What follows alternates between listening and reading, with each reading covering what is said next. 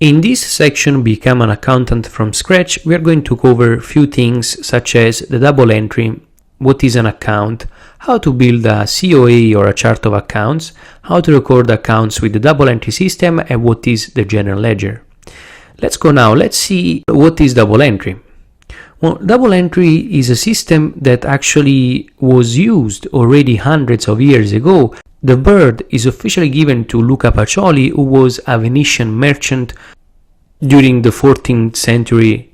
He was the first one who used the double entry system to record transactions, although a system that was similar to double entry was already used over 100 years before than Luca Pacioli. But how does the double entry works?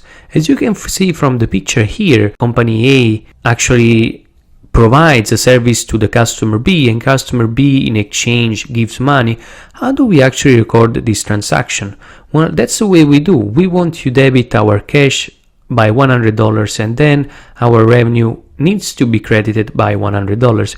We are going to see this more in detail in a practical way in another lecture, but for now keep in mind that double entry means that once there is a transaction, actually you have to take two steps in order for you to record that transaction, because each account is going to have two sides. It's going to have a debit and a credit side. Let's see now what is an account and how to classify them. First of all, an account is just a record where debit and credit amounts are collected. In other words, an account is a place where you want to record all your transactions, but how you record them? Well, through a classification. How do we classify those accounts? Well, we have 5 main classifications for the accounts. We can classify the accounts in assets, liabilities, owner's equity, revenue or income, and expense. An asset is everything that is going to generate future profits for the company. In other words, when you buy something, that's something that is going to produce you money. Let's consider the case in which you open a coffee shop, and in order for you to make coffee, you want to buy a nice coffee machine. That coffee machine is going to be an asset. A liability instead is an obligation. It's something that will generate a future debt for the person who contracts it. In other words, if for example you go to the bank and you ask money to the bank, in the next future you're going to have a debt and you're going to have to pay back this money to the bank. So that's what a liability is. A liability is a future obligation. The equity in general is the capital that you put into the business, and this is the opposite of the liability. For example, if you want to open your own business, you can decide to borrow money from other people or from the bank, or you can decide to put the money from your own pocket, and if you do so, that one is going to be called equity. What's the difference between liability and equity? Well, while liability gives you the chance to share the profits within the company, because if you put the equity into the company, you're going to share the profits and you're going to be preferred in sharing the profits because you are an equity. As shareholders, it means that you're actually incurring a risk into investing into this company. Instead, the liability actually just makes you a creditor. But on the other hand, why is equity so risky? Well, because if the company fails, in other words, if the company goes bankrupt, the equity, the shareholders will be the ones who will be paid as last, or actually they will lose everything. Creditors, the ones that have a credit, will actually be paid on the company asset once the company assets get sold. So that's the main difference between the two. There are again some advantages in being a creditor and some advantages in being a shareholder, but it really depends by the risk profile that you have. Of course, if you want to incur more risk, you're going to be a shareholder. If you want to incur less risk, then you're going to be a stakeholder or someone who is going to lend money to the company.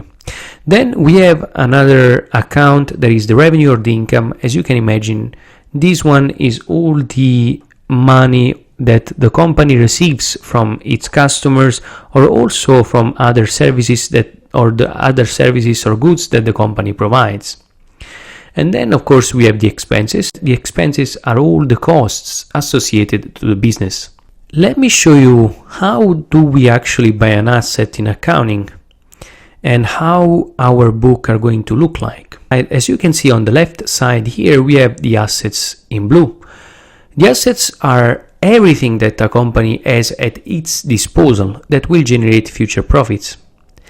But as you can see on the right side, there is liability and equity. It means that we can actually buy assets, but how do we buy those assets? That's the problem, because we can either do it through liability or through equity. For example, if you had to buy a machine for your business, you can either ask the money to someone to buy the machine, or you can put your own money. In the first hypothesis, you will generate a liability, and in the other hypothesis, instead, you will actually endow. It means that you will put equity into the business. That's as easy as it is. In other words, in the accounting world, if you want to acquire assets, you can do it just in two ways, either through liability or through equity. What is a chart of account? A chart of account instead is a coding system used by accountants to categorize accounts. In short, when you have to enter the transactions into the system, before you do that, you want to code them.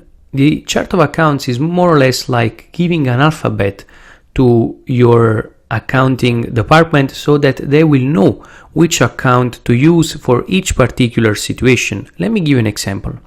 When I was working as financial analyst, most of the times what I noticed is that we were using sub-accounts. Sub-accounts are subsets of the accounts or the main accounts. For example, a sub-account of the assets can be the current assets. We're going to see this more in detail, but when I was working as financial operations analyst, I noticed that, for example, for some of the companies that we were operating, we were using different accounts to mean the same thing.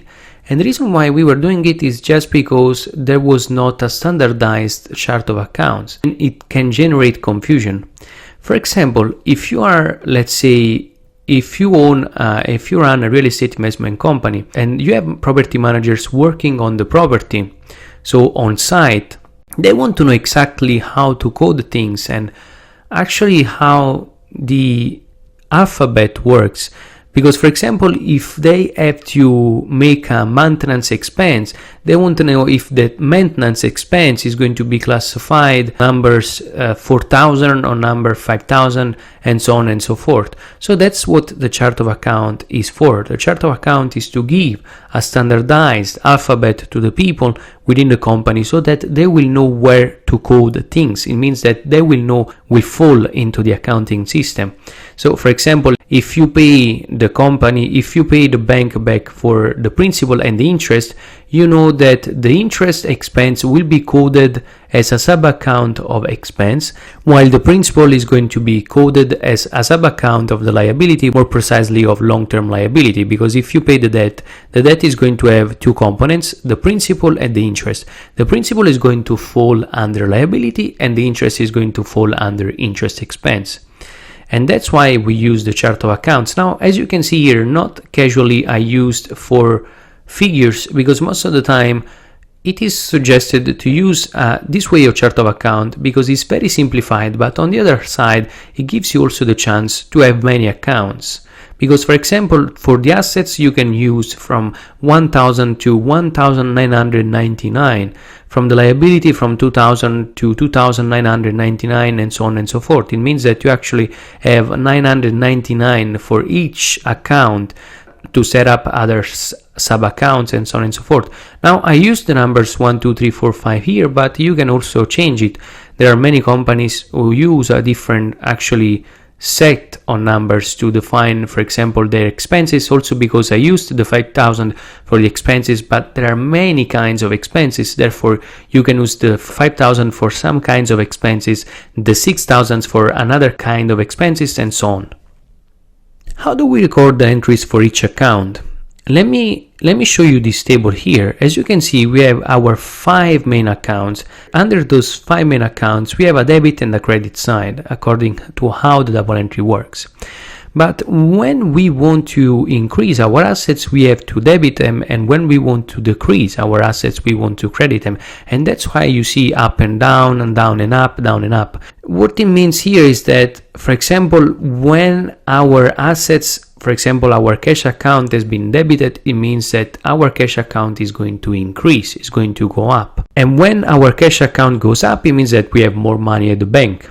For the liability, it works all the way around. When we debit a liability, it means that the liability went down.